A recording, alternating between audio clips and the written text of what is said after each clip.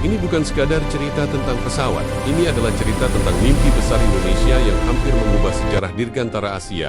Lalu, terhenti. Pada akhir tahun 1980, Indonesia berada di jalur yang sangat berani. Bukan hanya merakit pesawat, bukan hanya menjadi pasar, tetapi menjadi pemain utama industri penerbangan dunia.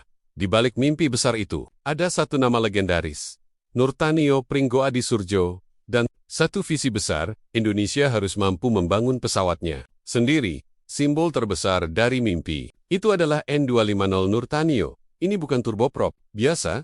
N250 dirancang dengan fly-by-wire system, teknologi canggih yang bahkan belum banyak digunakan oleh pesawat barat saat itu. Avionik modern, efisiensi tinggi, dan target pasar global bagi Indonesia. N250 bukan sekadar pesawat, ia adalah simbol kebanggaan nasional, bukti bahwa Indonesia bisa sejajar dengan negara maju.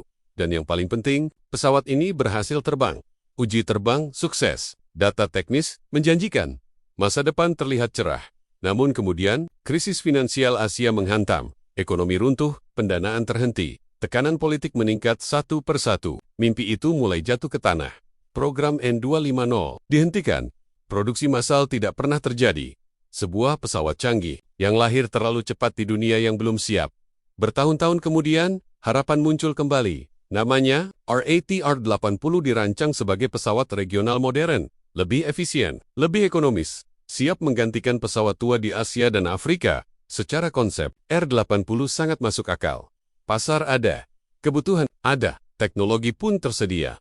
Namun, dunia penerbangan tidak hanya soal desain, sertifikasi, mahal, investasi besar, kompetisi global sangat ketat. Tanpa dukungan finansial yang kuat, R80 pun tersendat. Lagi-lagi, Indonesia harus menyaksikan sebuah mimpi besar yang belum bisa terwujud.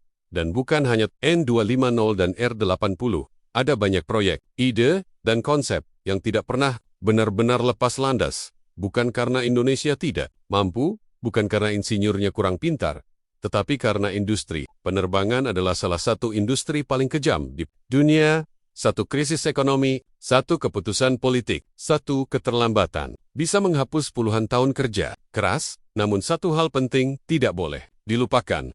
Indonesia pernah berada di sana, pernah berani bermimpi besar, pernah membangun pesawat canggih, pernah menantang dunia, dan jejak itu masih ada di CN235, di N219, di PT Dirgantara, Indonesia. Mimpi itu mungkin belum sepenuhnya terwujud, tetapi belum mati karena salama. Indonesia masih memiliki insinyur, visi, dan keberanian. Pertanyaannya bukan apakah mimpi itu akan terbang, tetapi kapan.